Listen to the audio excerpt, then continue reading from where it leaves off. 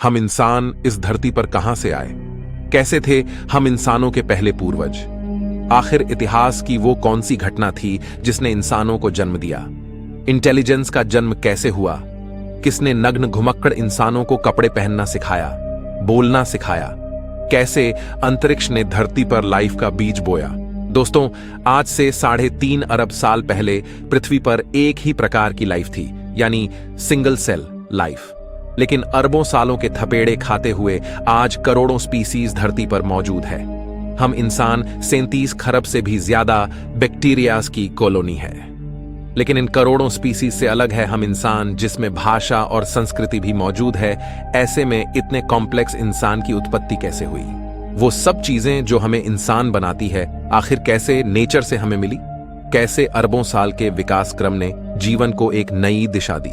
चलिए जानते हैं आज के इस एपिसोड में। हमारी पृथ्वी पर 3.5 अरब साल पहले रहस्यमय ढंग से लाइफ पैदा हुई। उससे पहले पृथ्वी पर लाइफ का कोई नामो निशान नहीं था, यानी इसकी उत्पत्ति से लेकर 1 अरब साल तक पृथ्वी लाइफ से सूनी थी। पृथ्वी पर कॉन्शियसनेस पैदा ही नहीं हुई थी। 1 अरब साल तक पृथ्वी अनकॉन्शियस थी, लेकिन 3.5 अरब साल पहले कुछ ऐसा हुआ जिसने पृथ्वी पर एक ग्रेटेस्ट शो को जन्म दिया।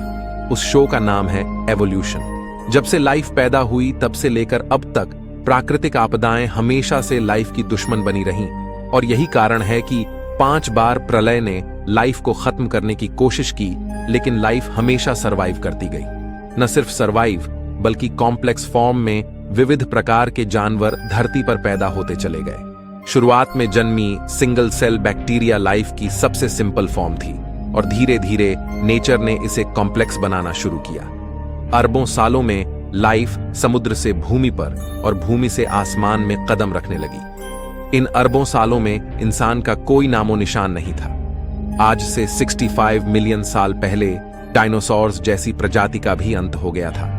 डायनासोर्स के युग का अंत होने के बाद अब धरती पर मैमल्स का राज होना बाकी था। मैमलियंस धरती पर मौजूद सभी स्तनधारियों और इंसानों के पूर्वज थे, जो साइज में चूहे के जितने छोटे थे।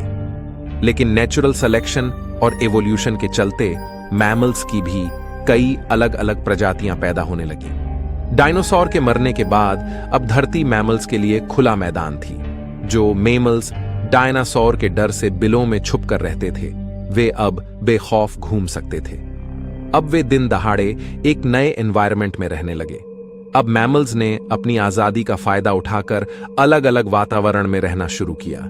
इस वजह से नेचुरल सिलेक्शन के चलते मैमल्स भी कई प्रकार के जीवों में विकसित होने लगे। लेकिन दोस्तों, डायनासोर अभी पूरी तरह नहीं मरे थे, बल्कि उड़ने वाले डायनासोर की कई प्रजातियां अभी भी सरवाइव कर गई थीं। पर बदलते मौसम और वातावरण की वजह से वे भी धीरे धीरे बर्ड्स में इवॉल्व करने लगे।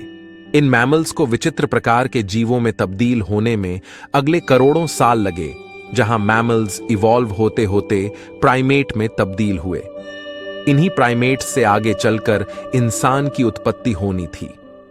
आमतौर पर हम प्राकृतिक घटनाओं से डरते हैं, लेकिन आज से 70 लाख साल पहले एक ऐसी प्राकृतिक घटना हुई जिसके लिए हम प्रकृति के शुक्रगुजार हैं, क्योंकि आइस एज की उस घटना ने इन प्राइमेट को मजबूर किया अपने पैरों पर खड़े होने के लिए। यह पहला कदम था इंसान की उत्पत्ति की ओर। इसी के साथ उस समय अफ्रीका में पैदा हुए ऊंचे ऊंचे पहाड़ों की वजह से अफ्रीका के उमस भरे जंगल धीरे धीरे सूखे और ठंडे पड़ने लगे। ऐसे में पेड़ों पर कूदने फांदने वाले प्राइमेट्स के लिए एक बड़ी परेशानी हो गई। अब बड़े पेड़ों की तादाद कम होने लगी और उनकी जगह घास ने ले ली। अब नेचर के इस खेल ने इन प्राइमेट को मजबूर किया कि वे 2 पैरों पर चले, ताकि वे दूर तक देख पाएं और खाने की तलाश कर पाएं। दोस्तों, इस वजह से जो प्रजाति बंदरों से अलग हुई वो थी होमिनिड्स। यहां से नेचर ने इंसानियत का बीज बोना शुरू कर दिया था, लेकिन इसकी फसल उगने में अगले 70 लाख साल बाकी थे। होमिनिड्स के अलग होने पर सबसे पहले इवॉल्व होने वाली स्पीसीज का नाम था सहेलांथ्रोपस। इन्हें देखकर बंदरों जैसी ही फीलिंग आती थी, लेकिन बदलते एनवायरनमेंट ने इस फीलिंग को भी बदल दिया। अगले कई मिलियन सालों में सहेलांथ्रोपस पेड़ की शाखाओं की तरह अलग अलग ब्रांचेस में इवॉल्व हुए, जैसे आर्डिपिथेक्स, ऑस्ट्रेलोपिथेक्स, पेरांथ्रोप्स और अंत में फाइनली होमो, जो लगभग 24 लाख साल पहले उत्पन्न हुए थे। पर इन मिलियन सालों के विकास क्रम में जीवन के इस पेड़ की बाकी सभी शाखाएं टूट गई यानी एक्सटिंक्ट हो गई, और बची एक शाखा यानी होमो, यानी जिससे हम निकलने वाले थे। समय के साथ इनका दिमाग भी बड़ा हो रहा था। 30 लाख साल पहले ऑस्ट्रेलोपिथेकस ही इंसानों की वो पहली स्पीसीज थी जिसने पत्थरों को काटकर हथियार की तरह इस्तेमाल करना सीखा। इसी वजह से ये शिकार में काफी होशियार थे। मांस खाने की वजह से इन्हें सभी न्यूट्रिएंट्स की पूर्ति होने लगी, और यह एक मुख्य कारण बना इनकी इंटेलिजेंस के बढ़ने का, क्योंकि अब इनके दिमाग का साइज बढ़ने लगा। इस तरह आज से तकरीबन 20 लाख साल पहले होमो जीनस की उत्पत्ति हुई, और इस जीनस की पहली स्पीसी थी होमो हैबिलिस यानी हैंडीमैन, जिसने पत्थर के औजारों को और मॉडिफाई किया। वहीं होमो जीन्स में एक और स्पीसी पैदा हो रही थी, वह थी होमो इरेक्टस, जो आज से करीब 18 लाख साल पहले अस्तित्व में आए। ये वो पहली स्पीसी थी जो 2 पैरों पर सीधा खड़े रह सकती थी। अपने पैरों पर खड़े होकर इसी स्पीसी ने नेचर की जिम्मेदारी को संभाला, और इन्होंने सबसे पहले आग को कंट्रोल करना सीखा। यानी हम कह सकते हैं कि आग का आविष्कार आज से 18 लाख साल पहले हुआ। लेकिन अपने आप आग की खोज कैसे हुई? दोस्तों, वैज्ञानिकों के अनुसार यह संभव हो सकता है कि प्राकृतिक घटनाओं जैसे बिजली कड़कना या सामान्य घटनाएं जैसे चकमक पत्थर का नेचुरली आपस में टकराना, जिसे देखकर एक क्यूरियोसिटी जगे कि आखिर ये नई चीज क्या है। अब दिमाग तो इनका बढ़ ही रहा था, ऐसे में क्यूरियोसिटी भी बढ़ रही थी। होमो इरेक्टस और अन्य प्रजातियों को जानवरों का शिकार करना या उससे बचने के लिए एक नई चीज मिल गई थी, वो थी आग। जानवर जो आग से डरते हैं, और इसके प्रयोग से होमो इरेक्टस को एक एडवांटेज मिला कि वो आग का प्रयोग कर खाना भी पका सकता है और जानवरों को भगा सकता है। पके हुए मांस को खाने से उनका शरीर उसे सही से पचा सकता था। इस वजह से इनका दिमाग और अधिक विकसित होने लगा। अब यही ट्रेंड बाकी होमो स्पीसीज ने भी कॉपी कर लिया और उसे यूज लेने लगे, जिससे बाकी इंसानों की स्पीसी का भी दिमाग विकसित होने लगा। इस तरह इवोल्यूशन के चमत्कार से 3 लाख साल पहले 2 सबसे बुद्धिमान स्पीसीज पैदा होती है, यानी होमो निएंडरथलेंसिस और होमो सेपियंस। आज से 1 लाख साल पहले इस समय इंसानों की स्पीसीज ने एक बड़ा फैसला लिया। ये अब तक साउथ अफ्रीका में मौजूद थे। ये वहां से माइग्रेट कर धरती के अलग अलग इलाकों पर जाकर बसने लगे। नए इलाकों में जाने पर इनके सामने नए चैलेंजेस आए, नई क्लाइमेट कंडीशन और खुखार जानवर। अब अपने सर्वाइवल के लिए इन्होंने दिमाग लगाया और नए विकसित हथियार तैयार किए। अब इन हथियारों की वजह से ये शिकार को काट सकते थे और दूर दूर तक ले जा सकते थे। इस समय कुछ और नए चैलेंजेस सामने आते हैं, जैसे हिरन जैसे जीवों का शिकार करना, जिसके लिए एक साथ मिलकर काम करने की जरूरत थी। और इस तरह टीम वर्क में काम करने के लिए एक नए आविष्कार की जरूरत थी, वो थी भाषा। एक दूसरे से कम्युनिकेट करना, और यह भाषा की शुरुआत हुई इशारों से, अलग अलग सिग्नेचर से। यह भाषा की शुरुआत थी जिसे प्रोटो लैंग्वेज कहा जाता है।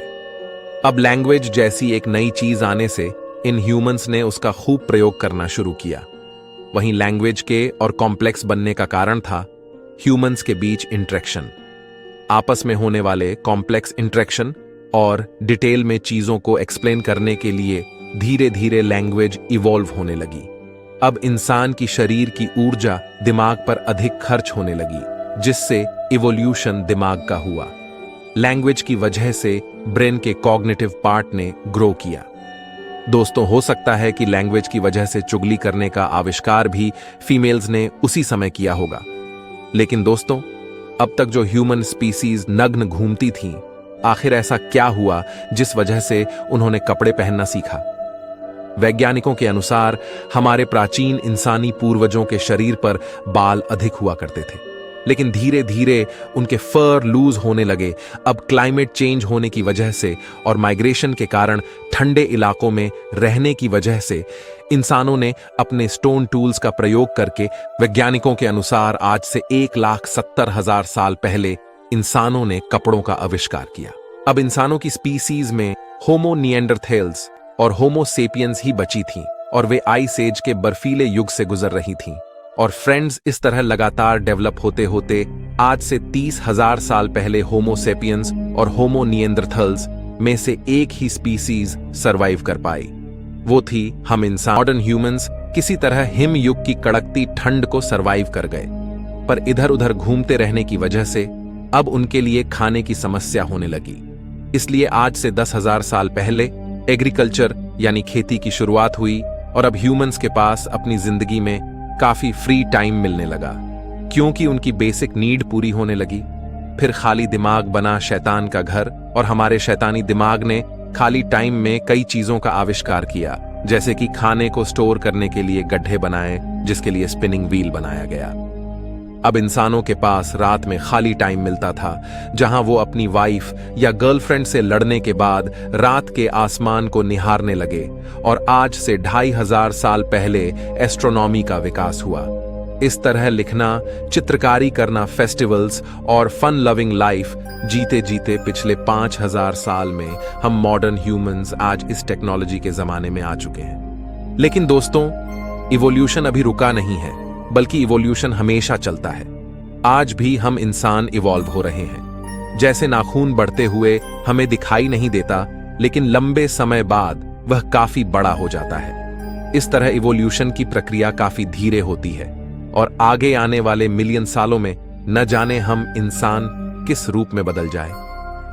आज हम ऐसी कई परिस्थितियों से गुजर रहे हैं जो हमें लगातार शेप कर रही हैं। जिस तरह भूतकाल में हम इंसानों की कई विचित्र प्रजातियां थीं, उसी तरह हो सकता है हम इंसानों की और भी कई विचित्र प्रजातियां पैदा हो जाएं। आज हम जीवन के लंबे इतिहास को जानते हैं कि किस तरह जीवों का विकास हुआ, लेकिन एक सवाल अभी भी वैज्ञानिकों को परेशान करता कि आखिर लाइफ की शुरुआत कैसे हुई, किसने पृथ्वी के गर्भ में लाइफ का बीज बोया।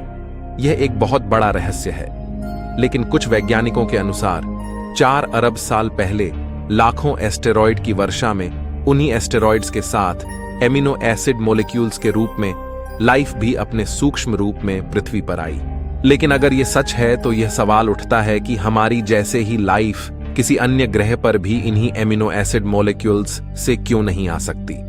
आखिर आज पृथ्वी पर ही इंसान क्यों है, अन्य ग्रहों पर हमें कोई लाइफ क्यों नहीं मिली। इस बारे में आप क्या सोचते हैं?